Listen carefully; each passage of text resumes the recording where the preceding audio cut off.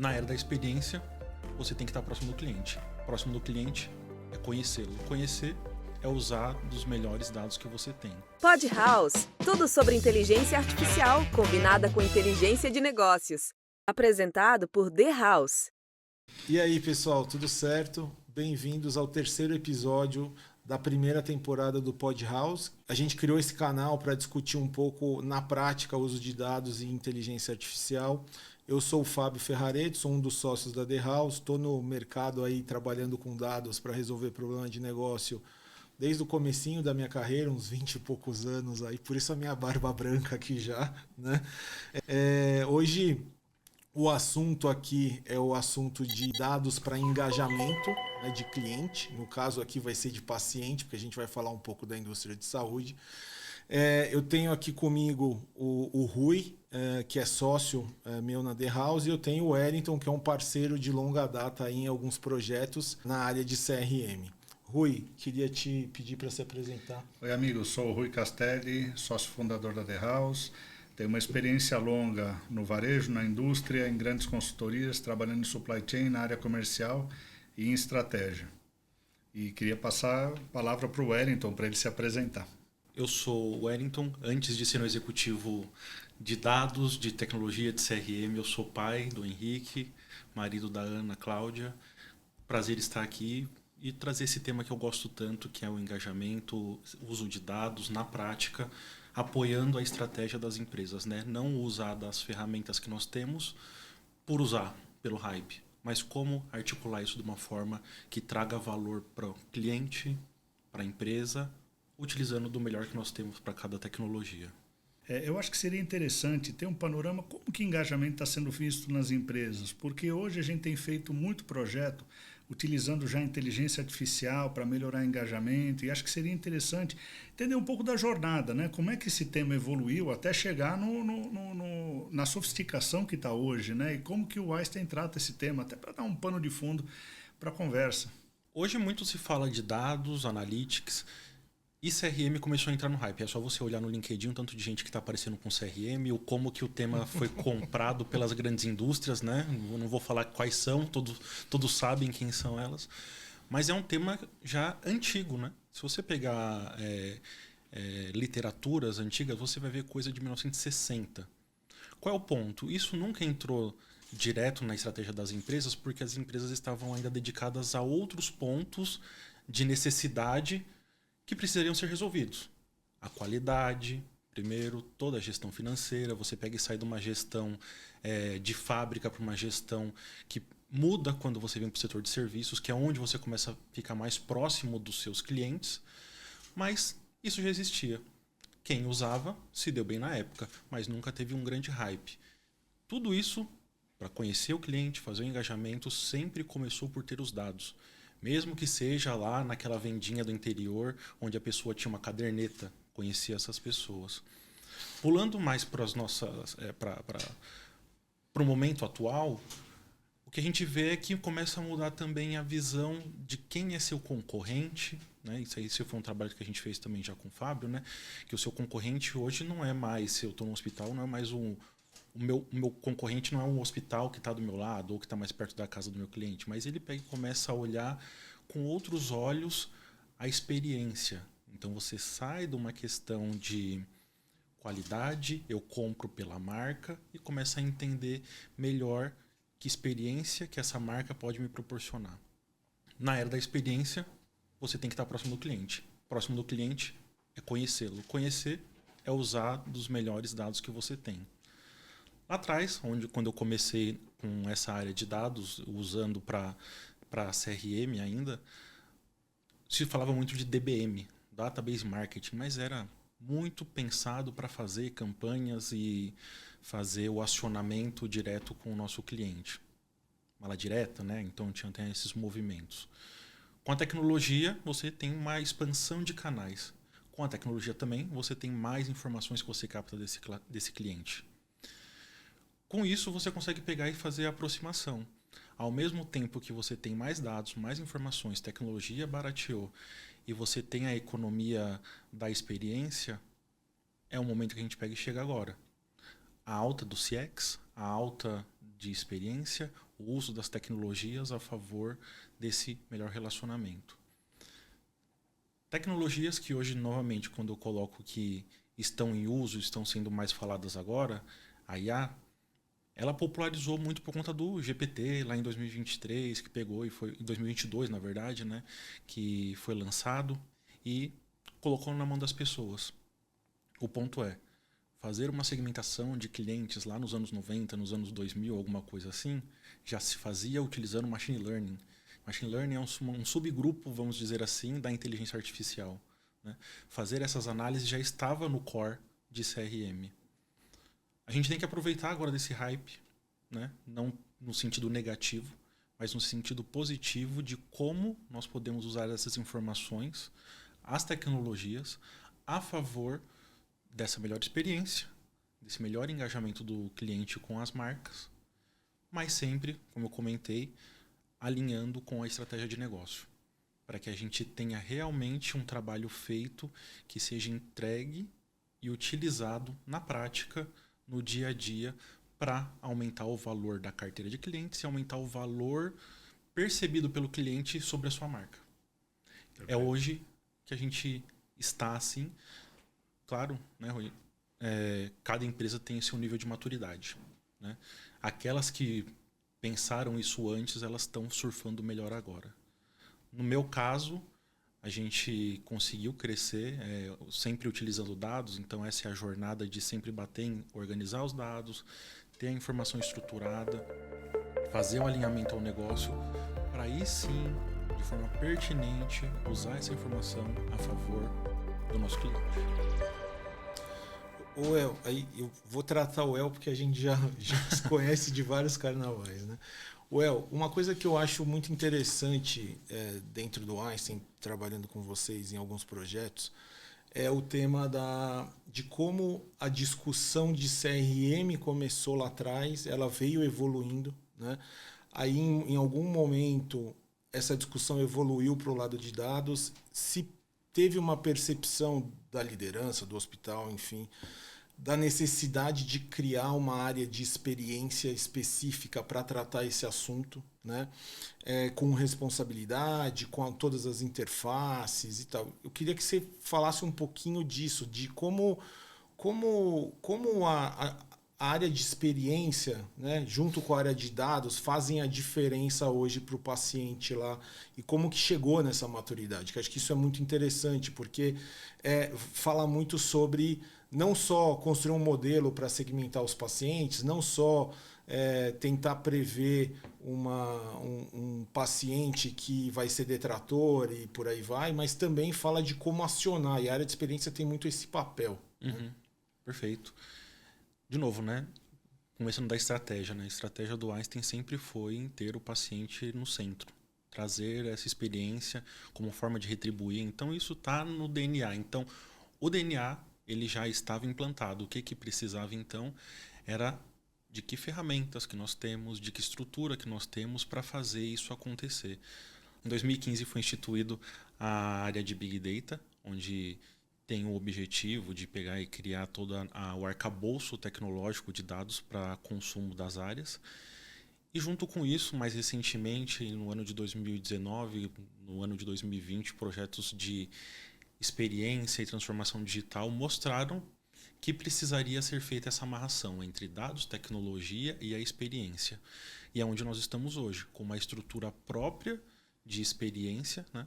Onde nós temos uma diretoria pronta para fazer toda essa estratégia, mas, novamente, é uma diretoria que usa das informações, do mapeamento das jornadas, de toda a tecnologia, para ajudar os pacientes e também os públicos internos. Porque, no final, dentro de um hospital, a gente está impactando os pacientes que estão rodando ali, né, dentro do nosso ambiente físico. Então, não tem dado que seja quente para você pegar e fazer um bom relacionamento com quem está na ponta, né? Então, essa estrutura criada, ela vem para isso, para ajudar, mas não ser a estrutura que tem todo o ferramental. O ferramental é dado, às vezes, no atendimento presencial. E Well, uma outra coisa que eu acho bem interessante é assim, porque engajamento ou experiência são percepções, né, no caso do lado do paciente, né? E aí e percepções nem sempre são facilmente capturadas por modelos matemáticos, né? Então, óbvio, hoje tem modelo de análise de sentimento, tem N coisas sofisticadas que são usadas para esse tipo de discussão, para refinar uma compreensão de um segmento específico, de uma percepção específica e tal. Mas a gente viveu um momento, falando de CRM lá atrás e agora também, a gente sabe que a gente tinha um trabalho muito de pesquisa de campo lá atrás, né, para conseguir gerar informações, para conseguir desenvolver uma segmentação lá pensando em 2005, 2006, por aí, né? E era uma pesquisa, né? Não quer dizer que ainda não existe, ainda existe, eu vou chegar lá, mas era uma pesquisa muito factual, né? Duas pessoas conversando. Então, nesse momento, o entrevistador consegue perceber algumas coisas, né? E consegue apontar aquilo, né? E isso foi migrando para um modelo muito mais quantitativo, né? Então, hoje, quando a gente discute segmentação, a primeira coisa que vem os K-means, né? E aí, falando mais tecnicamente para o pessoal entender, é uma técnica que a gente usa analítica para fazer agrupamento, né, de perfis similares, e aí com isso a gente consegue fazer os segmentos, no caso de paciente ou de clientes. Mas nesse modelo mais analítico, né, ele não necessariamente você tem algumas percepções que você poderia ter numa pesquisa física, né, cara a cara com o paciente, no caso. Como que vocês estão vendo isso? Tá? Porque eu vejo no mercado que tem empresas que vão muito para o analítico, tem outras empresas que ainda têm um pouco de rejeição para o analítico e ficam muito na pesquisa presencial. Tem algumas que fazem os dois como complementariedade. Como que você está vendo isso de tendência no mercado? Até porque você não é só um executivo de saúde, sua carreira pregressa vem aí de outros lugares, e até no Einstein também. Legal. O que eu costumo falar é que os números eles são frios, né? Então, como eu comentei, mais entradas de dados, pontos de dados que vão entrando no seu banco de dados, seu data lake, seu CDP, seja lá qual for a tecnologia, como você estruture. Você vai fazer analytics e você vai ter muitos insights, porém, são números frios. Você só vai saber se aquilo realmente existe na prática ou se aquilo é relevante se você for para a vida real. E a vida real ainda passa por conversar. E por que eu falo isso? É claro que muitas informações podem surgir de outras fontes, né? First party data, zero party data, o dado que você encontra, as pegadas digitais do seu cliente. Isso ajuda muito. Mas é legal você entender também na prática quem é a persona. A persona que tem um problema para ser resolvido, que dor que ela está sentindo naquele momento da jornada. Isso você só vai saber estando do lado dessa pessoa, né? Um exemplo interessante, que aí também é importante fazer esse balanceamento, é quando você faz pesquisas e não olha os dados também, né? Se você pegar e sair perguntando para as pessoas o que elas comem, o que elas buscam, cara, as pessoas vão falar assim que elas comem bem, elas vão falar que elas buscam as melhores referências. Dá uma olhada no Google da pessoa para ver se é isso mesmo. Dá uma olhada no aplicativo de delivery dela, se ela está comendo bem ou não. É ali que está o ponto de dados que vai mostrar na verdade o que está acontecendo. Esse é de um lado, do outro também. Das pessoas que, como você comentou, de satisfação, tal, das pessoas que podem estar dando uma nota boa numa pesquisa de satisfação, mas de fato, na prática, aquela experiência não valeu a pena. É só entendendo o que aconteceu na prática, colocando o sapato desse cliente, para você saber o que pode ter de impacto para corroborar ou confrontar o que você tem no seu Analytics, né? Então, as técnicas elas são sempre muito bem-vindas, mas para lidar com pessoas, nada melhor do que isso aqui que a gente está fazendo numa mesa, conversando. Bater um papo. Bater o papo. Então, esse é um ponto muito importante que você está trazendo. Assim, para quem está assistindo, eu acho que você tem características muito diferentes. A gente fala normalmente de engajamento, às vezes no varejo, às vezes na indústria. Isso daqui é muito linear, né? A pessoa está querendo comprar um produto, você está falando de prazo de entrega, você está falando do pós-venda, etc. Hospital é um ambiente muito diferente, porque você tem... As pessoas chegam em condições diferentes, aí a gente está falando de saúde, você tem uma questão do diagnóstico que a pessoa vai receber, não estou nem falando se o diagnóstico é certo ou errado, assumindo que todo diagnóstico seja certo. A gente tem uma questão do exame que o cara vai fazer, às vezes mais doloroso, menos doloroso, etc. Isso deve ter um impacto brutal no engajamento, né? E no resultado das respostas. Como é que vocês tratam isso no dia a dia, no trabalho? Legal. Quando a gente tem um ambiente, um ecossistema completo de saúde, vamos colocar assim, então a gente tem desde da vacina até uma cirurgia de alta complexidade, e o paciente ele é único e ele trafega, a gente tem as informações de tudo que ele fez e do que ele consome e o que ele precisaria fazer. Então tem pontos de dados que nos ajudam a entender quem é ele enquanto pessoa, né? Quem é ele enquanto paciente que está precisando de uma consulta, precisa de algum procedimento em específico. Nesses cenários, toda a parte de segmentação, toda a parte de cálculo de ciclo de vida, toda a parte de análise de propensão ao uso precisa ser baseada no nosso conceito de necessidade. O que esse cliente, na verdade, necessita? O que ele precisa do próximo passo? E muitas vezes, quando nós falamos de algoritmos, propensão, o modelo vai se basear nos dados históricos, vai se basear no que eu conheço, do que eu já tenho no meu banco de dados sobre aquele cliente. Mas não necessariamente o que ele está precisando para agora está nos dados pregressos dele. Então, vai de se aproximar muito com quem conhece da necessidade do nosso cliente.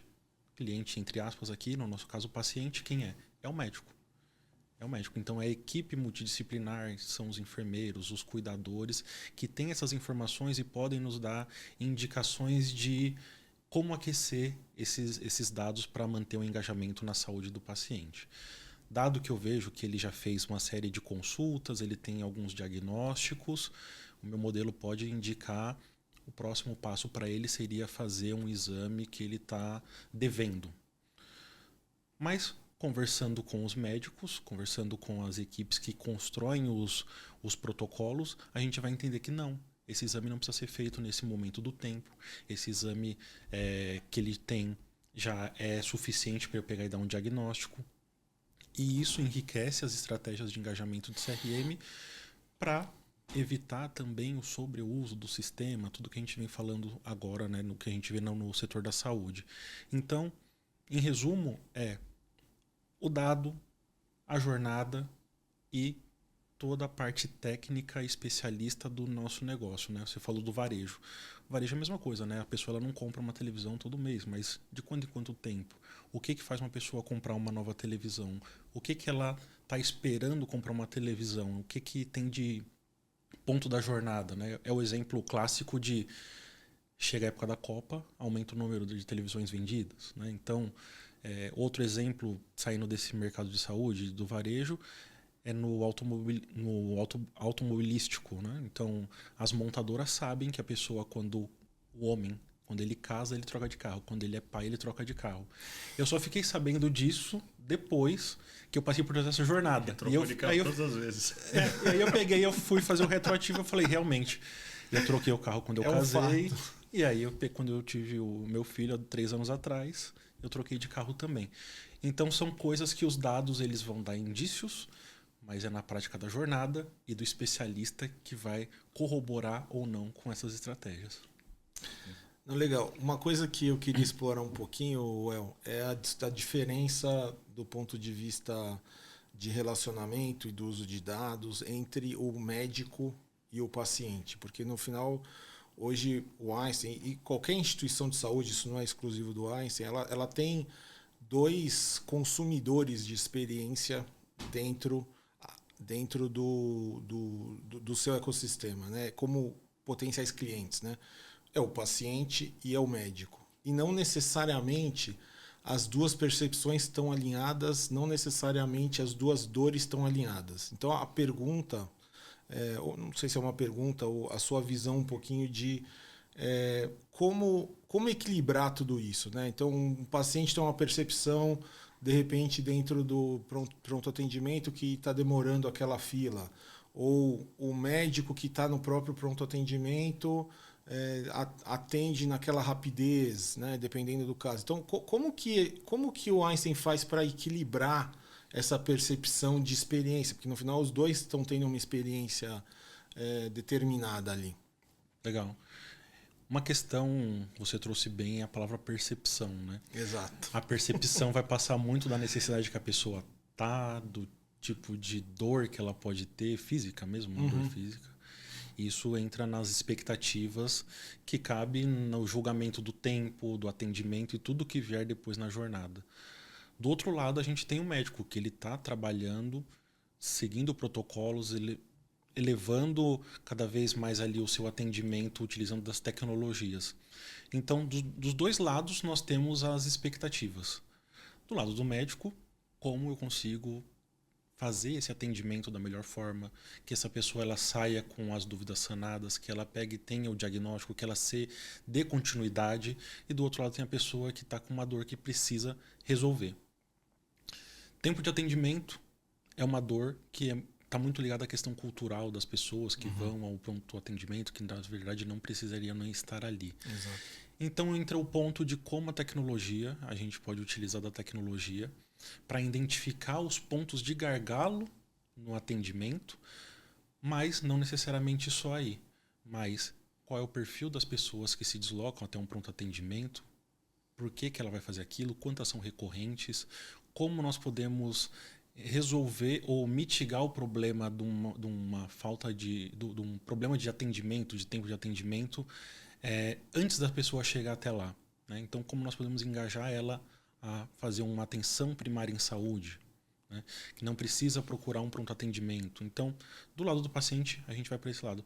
Do lado do médico, entra mais como a tecnologia pode apoiar durante esse atendimento. Que informações prévias podem ser passadas para o médico para facilitar o atendimento, que tecnologias que podem ser utilizadas, mas tem que ser tecnologia que entre na jornada do médico. Não adianta também pegar e colocar uma tecnologia que 100 cliques para chegar a alguma informação, né? Enfim.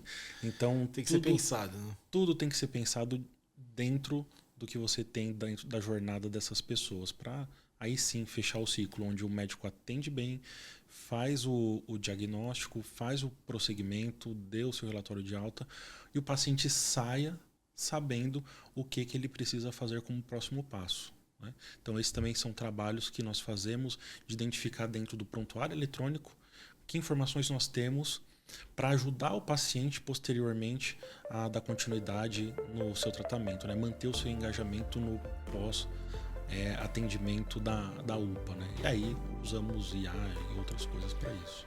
Agora você tocou num ponto importante, Wellington. Você comentou do pós-atendimento, você entender qual foi o engajamento, como está o engajamento, etc., né? Eventuais próximos passos nesse atendimento. E você falou também do intra-hospital, né? A hora que o cara entra, você tem uma questão de tempo em função da dor dele, etc, etc.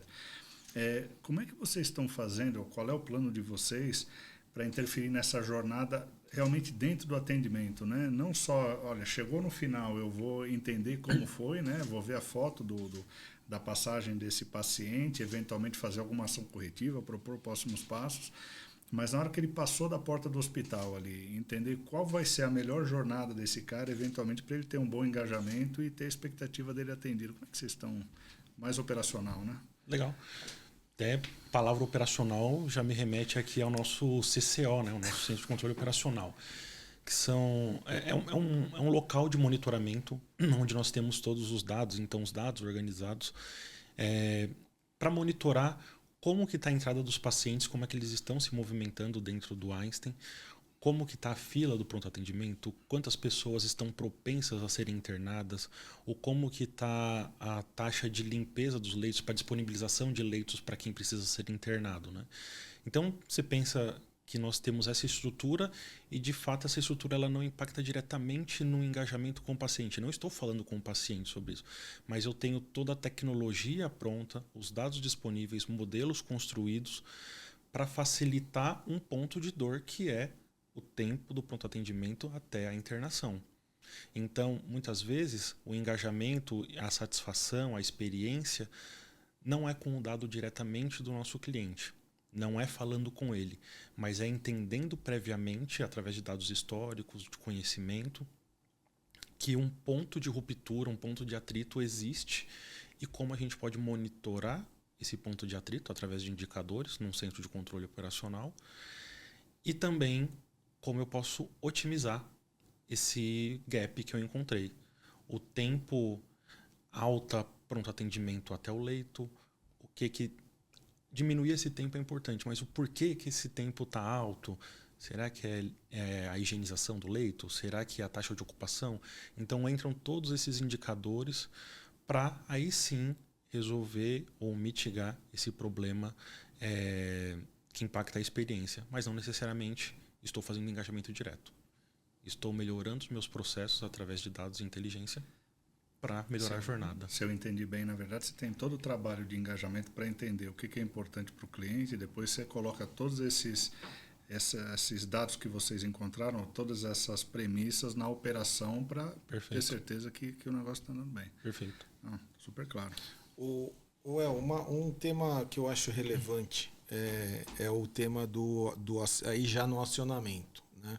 Então, para o pessoal entender também, normalmente a gente trabalha, né? Quem trabalha com dados para resolver problemas de negócio, normalmente você constrói um modelo que consome dados e gera ações que vão ser colocadas em prática por algum time, né? Normalmente da operação. No caso aqui do Einstein tem muito o time da assistência mesmo, que está direto com os pacientes e tal, eles consomem esses dados e fazem a coisa acontecer, né?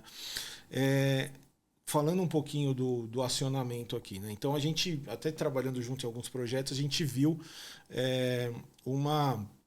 que às vezes a gente tem que ter um limite de como acionar, né? Então, por exemplo, até respeitando o LGPD, né? Tem esse tema que é bem relevante, em especial em dados de saúde.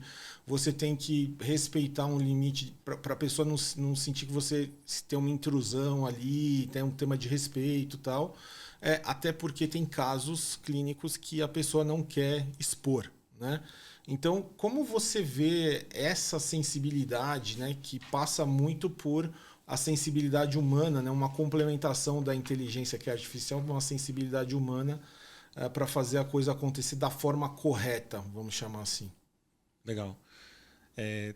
Todo esse trabalho de fazer engajamento e relacionamento, ele é multidisciplinar, tanto no entendimento quanto no acionamento, né?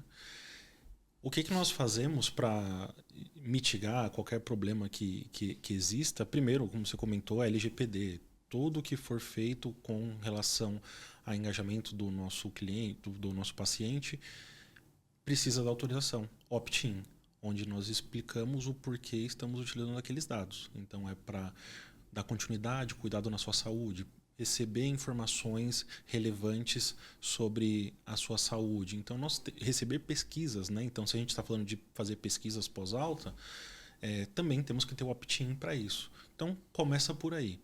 Esse respeito pelo que o cliente, pelo que o paciente quer. Dado isso, os dados disponíveis, prontos para analisar, encontramos as oportunidades, temos os insights e podemos fazer algum engajamento, fazer algum relacionamento. Para isso, a gente tem uma squad multidisciplinar. Então, não conta só com os dados, nem só com a experiência, com o mapeamento da jornada, mas aí entra também uma visão médica, né, como eu comentei. Se faz sentido aquele relacionamento, aquele engajamento. Uma visão de marketing para a gente pegar e manter uma comunicação que seja uniforme com todas as comunicações que nós temos no Einstein, de forma mais abrangente. E para a gente pegar e falar que realmente está fazendo sentido, que temos os dados corretos, tem toda a parte de engenharia de dados também chancelando que estamos usando os melhores dados. Esse grupo ele acaba gerando os insights, o roadmap para engajamento, para acionamento, para entender quais são as melhores oportunidades no ponto de vista do paciente, no ponto de vista do que ele precisa, de pertinência.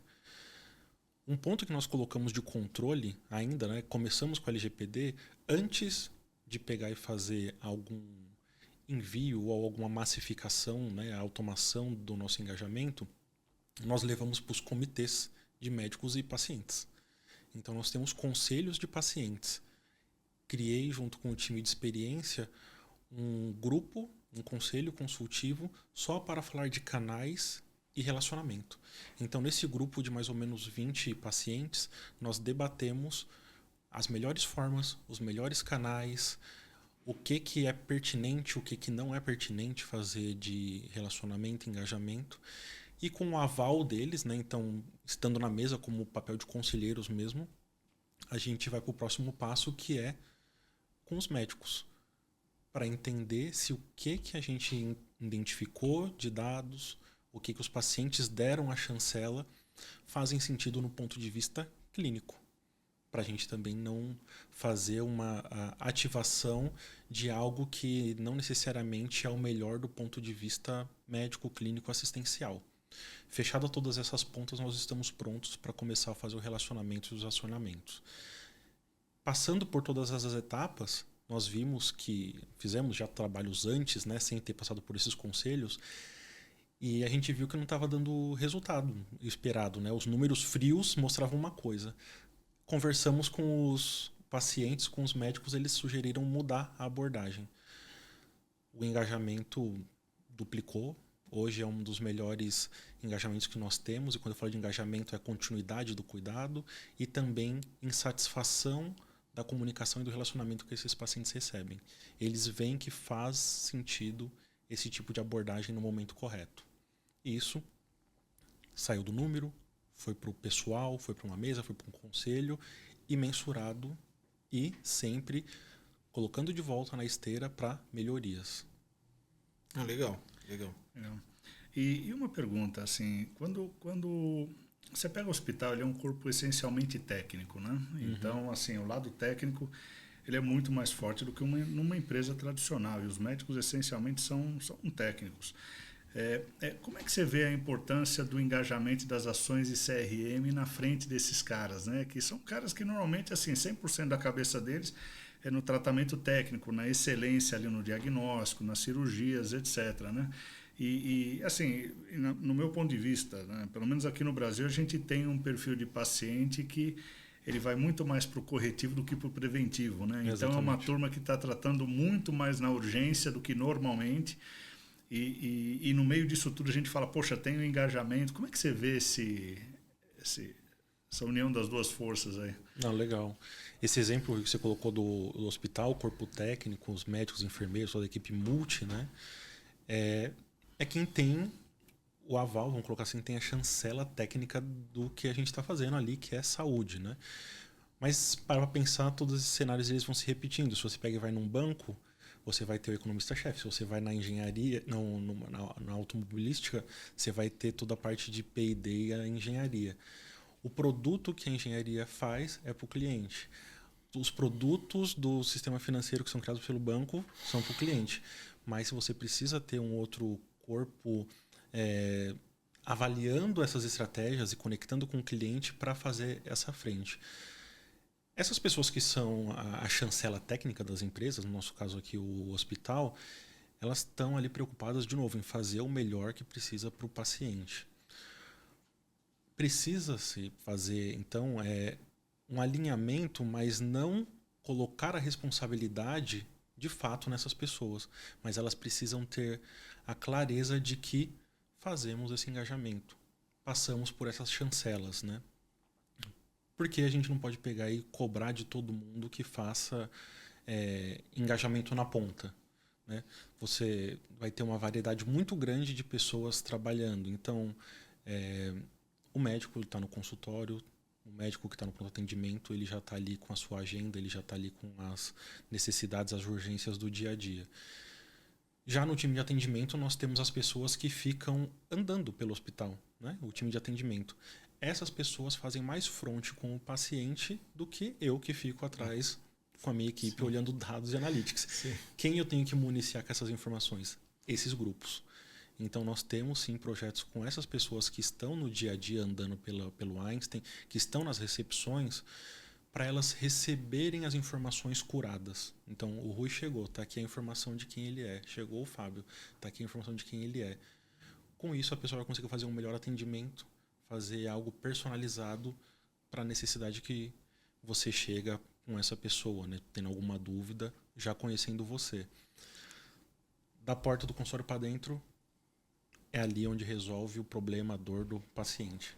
O engajamento é que ele saia com a continuidade, que ele saia satisfeito com a nossa qualidade técnica.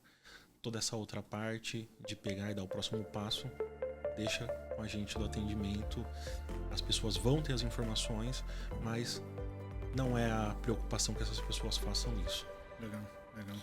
Não, e é bem legal de ver isso acontecer lá, porque no final você tem o negócio administrativo, vamos dizer assim, que é a área de experiência, a área de dados, aí você tem a área de assistência e você tem tudo isso em prol de uma jornada melhor do paciente. Então, as responsabilidades são diferentes, mas os papéis são complementares. Isso você vê muito na prática isso acontecer lá, o que é bem interessante, né? O que eu queria fazer um link em um assunto meio ácido agora, tá? Que é o tema do NPS. Tá? Então, para quem não sabe, o NPS é uma métrica, né, para medir satisfação, né? Para medir, na verdade, se o cliente ele recomenda a sua marca para outros potenciais clientes, né, e tal. O que a gente chama de promotor, e os detratores e os neutros. Os detratores são os que não recomendam e os neutros são os que estão na dúvida ali, né? É uma métrica que foi criada na indústria de bens de consumo e que foi amplamente adotada em várias outras indústrias, né? E a gente sabe que a indústria de saúde, como não é diferente, também adotou isso como uma métrica de avaliação, né? No final é de engajamento, mas de promotores e de detratores, né? E eu sei que o Einstein trabalha muito com isso. A gente, inclusive, trabalhou junto trabalhos árduos no assunto, né, por algum tempo. E eu queria, na verdade, entender assim, primeiro o seu ponto de vista sobre o uso dessa métrica em saúde. Eu tenho o meu e depois eu compartilho.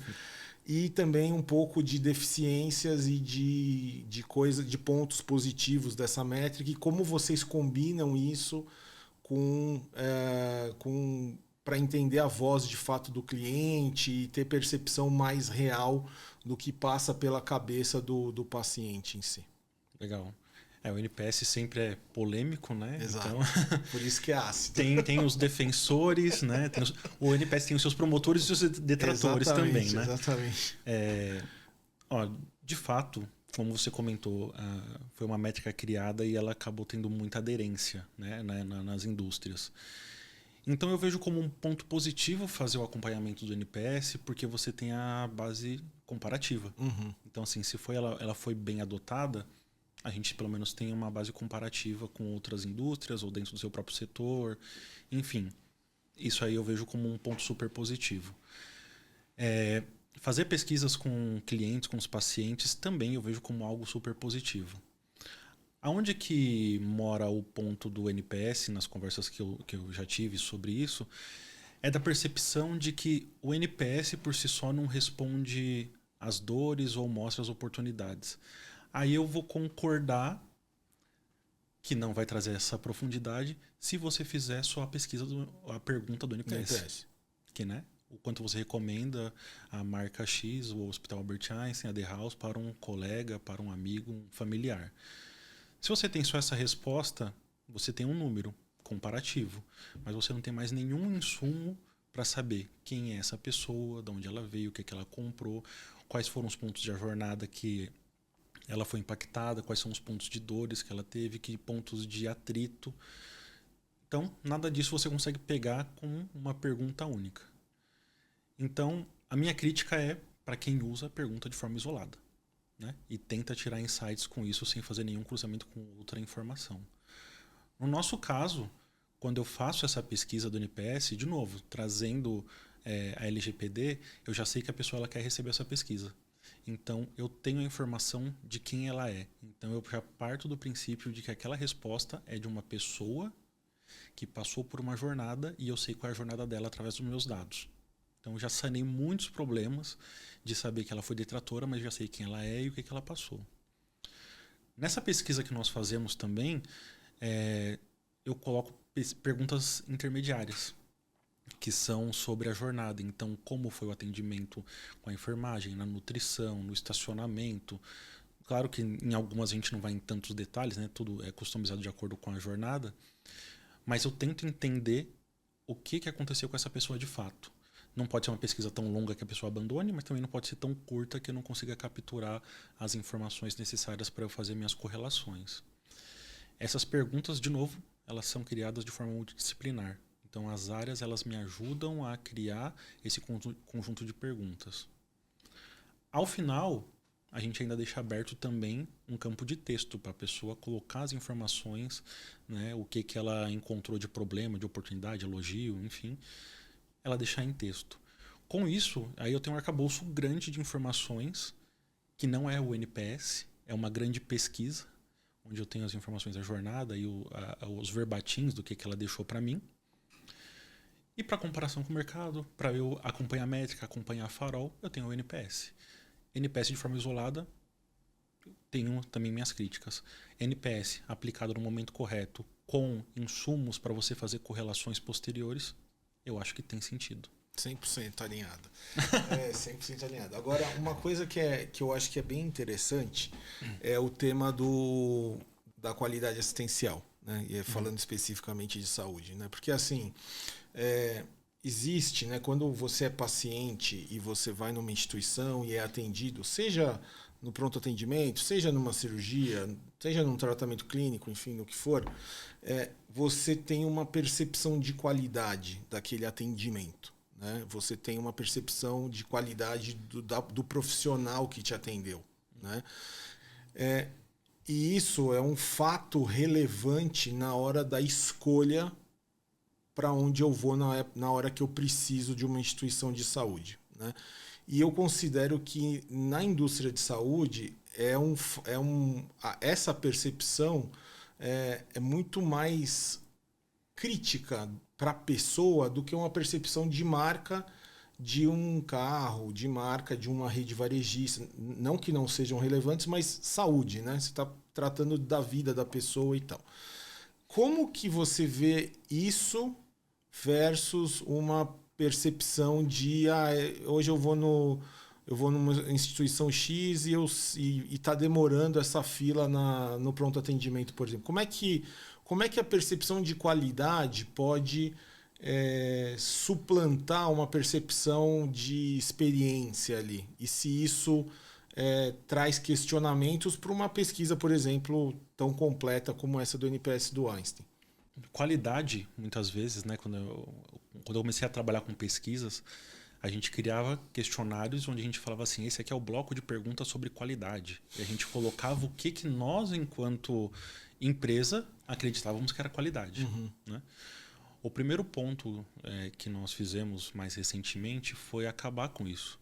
A gente pega e pergunta, então, para o paciente o que é qualidade na visão dele. Perfeito. E aí você começa a ver que o que é qualidade para mim é diferente do que é para o Rui, do que é Fábio. E também vai muito diferenciar a qualidade de que produto ou serviço que você está consumindo. Perfeito. A qualidade percebida por mim no pronto atendimento é uma qualidade diferente vista por mim mesmo quando eu consumo exames. Né? Agora imagina isso num grande número de clientes, de pacientes utilizando, cada um com as suas expectativas. O primeiro passo é esse. A qualidade, o que a pessoa valoriza, vai depender da pessoa. E aí a gente entra em temas de novo, como utilizar os dados para conhecer essas pessoas. Então, muito se falava das personas, né? A persona, e o Fábio trouxe esse tema para a gente lá, persona acaba sendo uma coisa muito estanque, né? Muito demográfica. E a gente pegou e começou a entender também as pessoas como mindsets. Eu sou uma pessoa, um CPF aqui, que tenho várias formas de ver o mundo. E dependendo do momento que eu estou com um mindset. Eu posso estar agora com um mindset de pressa e o que eu vou valorizar é a distância para minha casa. E agora eu estou com um mindset de qualidade superior. Então eu quero me deslocar lá do ABC, que é onde eu moro, para fazer a internação no Morumbi, que é longe da minha casa. É diferente. Então são essas formas que a gente tenta encontrar através de dados, pesquisas. Quais são esses mindsets? Quais são essas percepções? O que é valorizado? E a pesquisa, NPS ou qualquer outra que nós façamos ali, são subsídios, são informações, pontos de dados para fazer essa exploração. É bem difícil, muito difícil, porque você começa a sair dessa questão de dados, da pesquisa, mas você começa a entrar na psicologia comportamental, economia comportamental. São outras coisas que levam mais tempo para explorar, mas quando exploradas geram insights muito mais valiosos do que se você parar só nos dados e na pesquisa. Não, perfeito. Então, você tocou num assunto aqui sensacional, assim, quando você fala das personas, etc. E a gente já sobrevoou assim, boa parte desse assunto, que é a segmentação de clientes. Sim. Né, a definição das personas, etc. A gente falou da pressa, de como o cara chega no hospital, né? A gente falou um pouquinho dos hábitos dele fora do hospital. Você colocou uma terceira dimensão agora, que é o mindset. Isso. Né? Então, assim, isso é super interessante. Você está hoje drivando tanto a tua operação do hospital, eventualmente você está drivando o teu marketing, também está influenciando o marketing em cima dessas personas, né? Você conseguiria dar exemplos de como vocês hoje estão utilizando Analytics para fazer essa segmentação e alguns insights, eventualmente, que realmente moveram um pouco a operação de vocês? Porque fico imaginando, né? Assim, você tem aquele cara que chega com urgência e é o triatleta, né? Você tem o nosso perfil aqui, né? Que é o oposto disso. Você já sabe que vai chegar no hospital e vai tomar aquela bronca. São perfis completamente diferentes, né? E como que isso daí influencia no dia a dia? E acho que também falar um pouco do projeto, né? Assim, um pouco do que vocês estão fazendo ali e como está usando as técnicas para fazer isso, né? Vai lá, Will, depois eu complemento. Não, legal. Não, essas informações, elas, quando a gente pega e fala de CRM, engajamento, né, até voltando lá no começo da nossa conversa aqui, dos anos 60 e tal, eu costumo falar que a pessoa ela vê CRM de acordo com o que ela tem de conhecimento do prisma, do histórico dela, né? Então tem gente que já veio falar comigo sobre CRM e achou que eu fazia implantação de sistema. Tem gente que já veio falar para mim sobre CRM e achava que eu era de marketing, fazia campanha.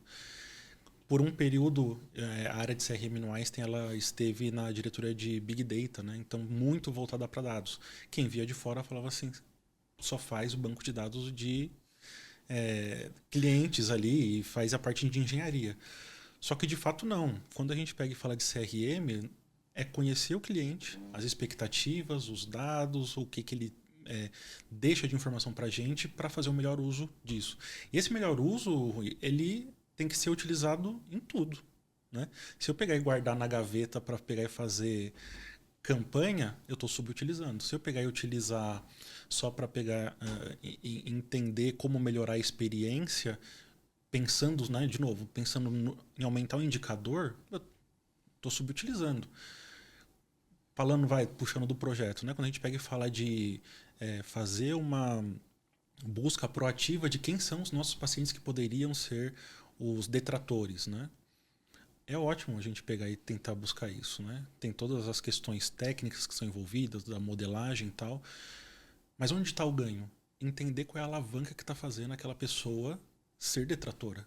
Sabendo isso, eu posso pegar e fazer estratégias de pegar e mitigar para a pessoa não dar a nota detratora no meu NPS. Mas eu estou subutilizando se eu não pegar essa informação e falar, se mexer nesse ponteirinho aqui, por tal correlação, por tal técnica que nós fizemos, com tanto de assertividade, eu vou conseguir melhorar na ponta um processo que é o que gera o detrator na minha pesquisa final. Então, esses dados, esses insights, eles têm que percorrer todas essas portas. para marketing, né? Então, nós temos uma equipe de marketing própria para growth, né? Para fazer a aquisição, para encontrar os públicos, fazer essas campanhas mais de massa. E a gente trabalha junto, entendendo os perfis desses clientes, o que falar para cada um deles, em que momento. Então, os dados acabam nutrindo para isso.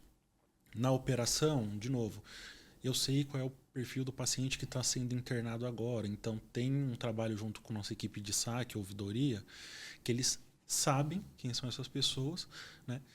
E ela consegue ir falar com esse paciente que seja mais crítico, que precise de um apoio, que já tenha deixado alguma manifestação com alguma dúvida. Então, pensa, uma pessoa que deixou uma pesquisa anteriormente falando sobre a localização, como se localizar dentro do Einstein. E eu sei que ela está vindo naquele dia, e eu não usar isso a favor da experiência dela, subutilizo a minha informação. Não, então temos pessoas que vão olhar essa informação, vão ver o Fábio, na última vez ele se perdeu, eu vou ajudar ele a chegar na melhor forma possível.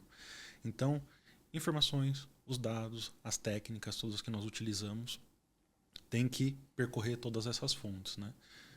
E aí, as técnicas para chegar nisso aí, Rui, que você perguntou, são inúmeras, né? O Fábio já viu a gente de perto fazendo. Aí, para complementar um pouquinho, né? Na verdade, a gente trabalhou algumas hipóteses, né? De evolução de experiência e tal.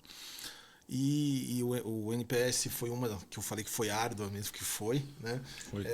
Agora, tem outras, né? E uma das coisas que é interessante, e aí veredando um pouquinho talvez para o outro lado, é o uso de dados públicos, né? Então a gente falou muito aqui de ter os dados, utilizar os dados que a gente já tem no prontuário eletrônico, na ferramenta de CRM, etc, mas nem sempre só esses dados explicam algum fenômeno que a gente está tentando trabalhar, né? Então, durante o projeto, a gente trabalhou, um dos casos de uso que a gente trabalhou foi o caso de prever um paciente que falte a um agendamento de exame, o que a gente chama de no-show, né, na indústria.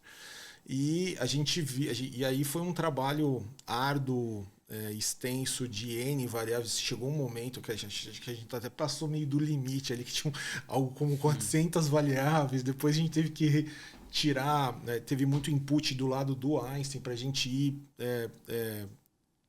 tratando isso, chegar num número mais viável e tal de variáveis, né? Então isso é muito importante. Só um parênteses aqui, o trabalho da consultoria não vive sem o cliente estar perto, tá? Então é um trabalho sempre que tem que ser direcionado, que o papo no dia a dia tem que ser o melhor possível, e a gente vai ajustando as arestas aí para sair do outro lado, tanto tecnicamente quanto do ponto de vista de negócio, né? Então isso é importante e aconteceu muito isso.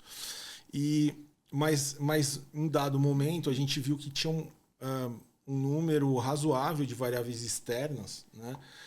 Que a gente ia precisar consumir para prever esse no-show com mais acuracidade. Então, teve dados de clima, teve dados de trânsito, teve um monte de outras coisas aí que a gente teve que consumir, né? E sempre... Então, foi bem interessante esse lado, né, desse caso de uso aí que a gente trabalhou, né? Uma coisa que a gente viu também foi que em muitos momentos a gente tinha um modelo com uma acuracidade excelente, mas que ele não dava para ser implementado porque ele era muito complexo. Então a gente teve que voltar para trás, reconstruir um pedaço para daí sair do outro lado. Isso são coisas que acontecem no mundo de dados e de analytics, né? Então, e o El sabe disso, já teve outros casos também. Não é exclusividade nossa, mas isso acontece, né? Mas pegando um pouquinho esse lado de dados públicos, né? Que foi um tema relevante no projeto, eu queria saber como você vê isso, porque tem um tema de qualidade do dado, às vezes você consome uma base pública e que não é exatamente o que deveria ser, às vezes tem que complementar com alguma outra coisa, enfim, como que você vê a maturidade, talvez não só do Einstein, desse consumo, até no Brasil é muito complexo isso do ponto de vista de disponibilidade, a gente vê outros casos como nos Estados Unidos e Europa tem muito mais disponibilidade disso, enfim, queria que você falasse um pouquinho disso, porque no nosso dia a dia aqui é um fato relevante. Também sou responsável pela área de inteligência de mercado no Einstein, então eu consumo muito os dados públicos, né, para entender o mercado. Então, realmente, tem mercados mais maduros que os nossos, do que o Brasil aqui para dados externos, para dados públicos. Mas o que nós temos já é de boa qualidade, vou colocar assim, né? Tem o portal dados.gov.br, onde você tem bastante informação. E tem a lei da informação, né, de acesso à informação. Muitos dados que eu já utilizei de forma particular para trabalhos acadêmicos mesmo, foi solicitando via acesso à lei de acesso à informação. Né? Então, nós temos esses dados. Questão de qualidade. A gente encontra problema de qualidade em qualquer empresa, em qualquer sistema, qualquer fonte, né? Então, seria até não fair a gente achar que uma fonte pública não esteja com problemas. Exato. O ponto, né, que eu vejo é que, com problema ou não, é importante a gente começar a utilizar. Perfeito. Né? Então, utilize o que você tem e mapeie como você pode evoluir. Quando você tem esses dados dentro de casa, dentro dos seus sistemas, você vai abrir uma demanda, você vai criar um projeto com seus times de dados, de governança, para uma melhoria interna. Quando é fora, aí você vai ficar em outras alçadas. Né? Alguns órgãos eles são mais abertos, né? Falando assim, que repassam dados do governo, né? Então a gente consegue pegar e falar mais próximo. Né? Outros já não, outros já têm informação mais fechada. Mas mesmo assim você ainda tem esse canal, você tem essa possibilidade. O ponto é quando você tem os dados externos que eles começam a ficar muito mais caros, né? Então, para você ter um trabalho, como o Fábio colocou, de previsão do tempo, você vai ter alguma coisa aberta. Mas se você quiser ter uma previsão num tempo determinado, numa região específica, acuracidade, outras features, né, dos dados, aí você já vai ter custo. Né?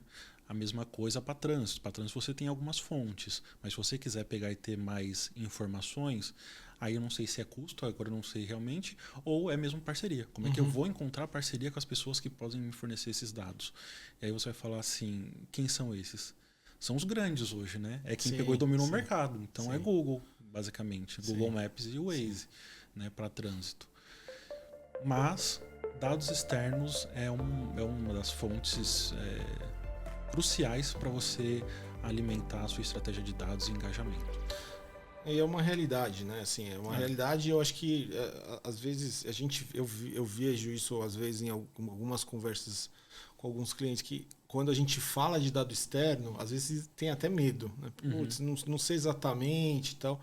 Acho que não pode ter medo, né? Eu acho que tem que testar, talvez num ambiente mais controlado. Eu acho que não pode ter medo, porque o dado externo ele está aí para enriquecer. Então, acho que a gente tem que partir dessa premissa.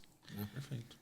E, amigos, a gente está quase batendo a hora. Eu queria fazer uma última pergunta, que o papo está bom aqui, se vocês me permitem. Né? Assim, historicamente, a gente vê as práticas de CRM e NPS, entendimento de perfil de cliente, super avançados na indústria, em telecom. Né? Na indústria de saúde... Estou tirando aqui um pouco o Einstein dessa caixa, a gente vê que era um negócio que estava um pouco atrás. Né? A gente vê o Einstein super sofisticado e focando muito nisso. Né? Como é que você está vendo o movimento do resto da indústria?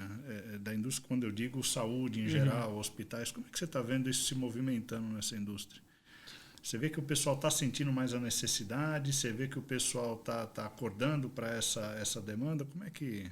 Bom, legal. É uma ótima pergunta, né? A gente vê os movimentos no mercado acontecendo, verticalização, né? Então, movimentos de M&A. E, de novo, a gente está falando da mesma pessoa, do mesmo cliente, que ele pega e vai trafegar em todos esses players, né? E, de novo, o ponto da expectativa, do que ele valoriza. Você só vai conseguir pegar isso, vai conseguir resolver isso, se você tiver essa aproximação. Fazer a aproximação é ter os dados internos, trabalhar os dados externos, fazer as pesquisas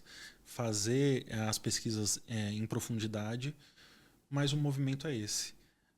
pesquisas, ferramentas de analytics são os meios que a gente vai ter para gerar os insumos para melhorar essa experiência, para fazer um melhor engajamento com esses clientes. Na área da saúde a gente vê sim esse crescimento das pessoas publicando mais os seus resultados, né? Então as empresas publicando mais os resultados de NPS e de satisfação.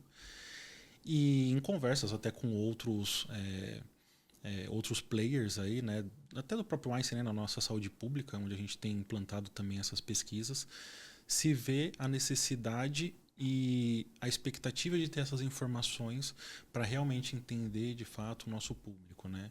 Então, NPS, as pesquisas, o uso dos dados a favor do nosso paciente, né? Wellington, queria agradecer muito sua presença aqui, sensacional o bate-papo, ajudou bastante, acho que muita informação importante para compartilhar com a turma aqui que está interessada em saber. Queria agradecer todo mundo que acompanhou aqui com a gente e queria pedir mais uma vez para se inscrever nos nossos canais, ativar o sininho da notificação, e a gente está presente no LinkedIn, no YouTube e nos outros agregadores de podcasts, né? O Spotify, Deezer, etc. Tá bom? Obrigado e até o próximo episódio, pessoal. Obrigado, Elon. Foi um prazer. Foi muito legal mesmo compartilhar um pouquinho, ouvir um pouquinho de você. E obrigado, pessoal, pela audiência. Agradeço a parceria já, né, por anos aí de trabalhos em conjunto. E quem quiser trocar mais ideia pode me encontrar no LinkedIn também. Estou à disposição para quem me procurar e chamar aqui para outro café desse. Sensacional, com Isso certeza. aí. Obrigado. Pod House, tudo sobre inteligência artificial combinada com inteligência de negócios. Apresentado por The House.